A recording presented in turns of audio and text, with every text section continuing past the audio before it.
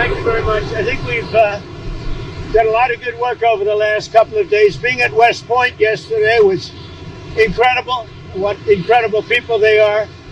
And I think it was a very big success, and it was an honor to be there.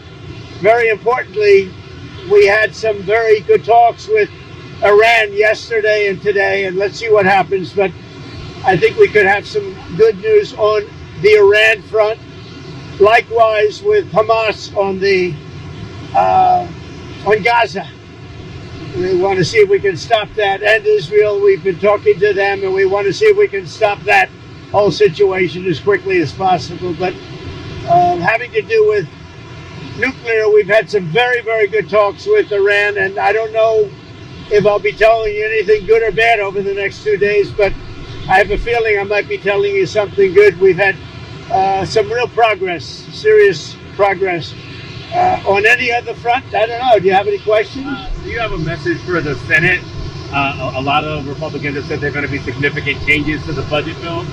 Well, I want the Senate and the senators to change, to make the changes they want, and we'll go back to the House and we'll see if we can get them.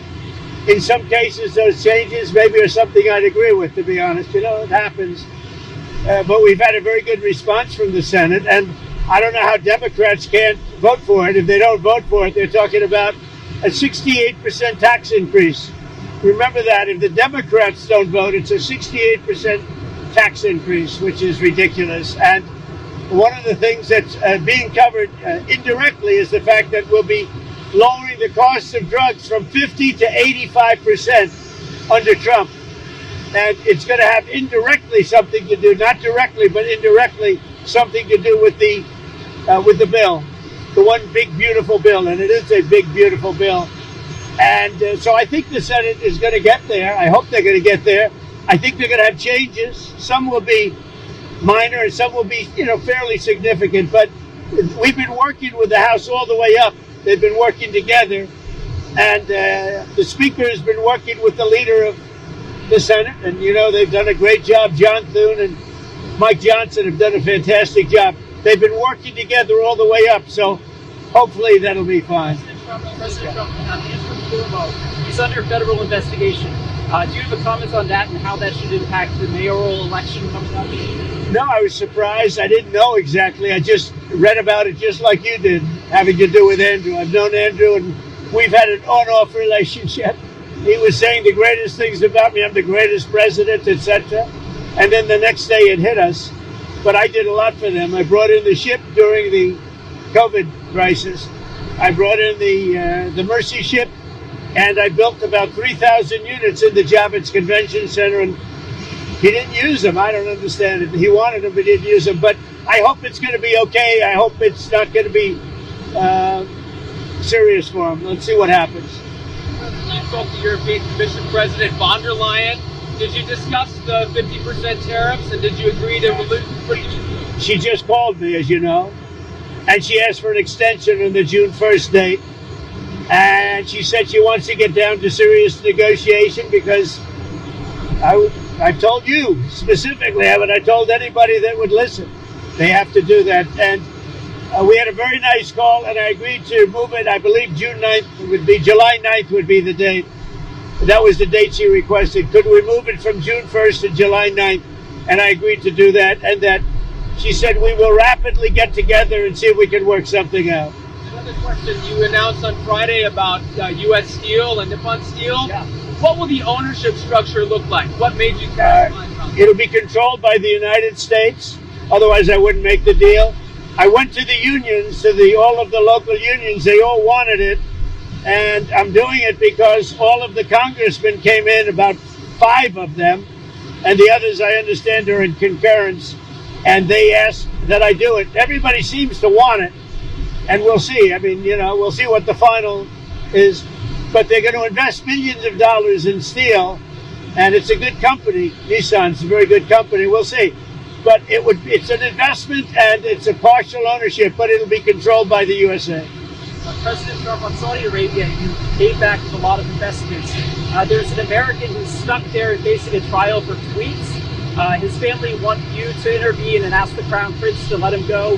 What do you think about that? I haven't heard about it at all. If you give me the information on the plane, are you on the plane? Give me the information. I'll see what I can do. Do you think he's okay? I'm a reporter. I can't say no. Are you giving a recommendation? No, I'm not. Okay. Well, then maybe I won't do it. I don't know. You tell me the way you posed the question. I thought you assumed he was okay. What did he do supposedly? Sent some political tweets about Saudi Arabian politics. Were they bad? He said he approved of renaming a street in D.C. It was fairly innocent stuff by American standards. Let me take a look. Can you provide us an update on Russia and Ukraine as well? Yeah, I'll give you an update. I'm not happy with what Putin's doing. He's killing a lot of people, and I don't know what the hell happened to Putin. I've known him a long time, always gotten along with him, but he's sending rockets into cities and killing people, and I don't like it at all, okay? We're in the middle of talking, and he's shooting rockets into Kiev and other cities. I don't like it at all. Mr. President, what do you want to do about And I'm that? surprised. I'm very surprised. We'll see what we're going to do. What am I going to tell you? You're the fake news, aren't you? You're totally fake. All right, any other questions? I don't like what Putin is doing, not even a little bit. He's killing people. And something happened to this guy, and I don't like it. And can I follow up on that? A Russian commander reportedly said that Putin was almost caught in the middle of a drone attack from Ukraine. So do you have any... I haven't heard that, but maybe that would be a reason. I don't know, but I have not heard that. President Trump, Secretary Hegseth's acting chief of staff is a Biden administration holdover who has said some very critical things about you and Vice President Vance. Did you have thoughts on that? Who is the chief of staff? Britain Korea. I have no idea who he is, but if he did say that, I would recommend that we don't take him. I mean, if he did say something like that, I would recommend we don't take him. But let's see. I'll take a look. Korea, I'll check it out. Yeah. On Harvard, do you think you'll come for their endowment in any way or go after financial aid? Well, look, part of the problem with Harvard is that there are about 31%, almost 31% of foreigners coming to Harvard. We give them billions of dollars, which is ridiculous. We do grants, which we're probably not going to be doing much grants anymore to Harvard. But they're 31%, but they refuse to tell us who the people are. We want to know who the people. Now, a lot of the foreign students we wouldn't have a problem with. I'm not going to have a problem with foreign students, but it shouldn't be 31%. It's too much because we have Americans that want to go there and to other places, and they can't go there because you have 31% foreign. Now, no foreign government contributes money to Harvard. We do.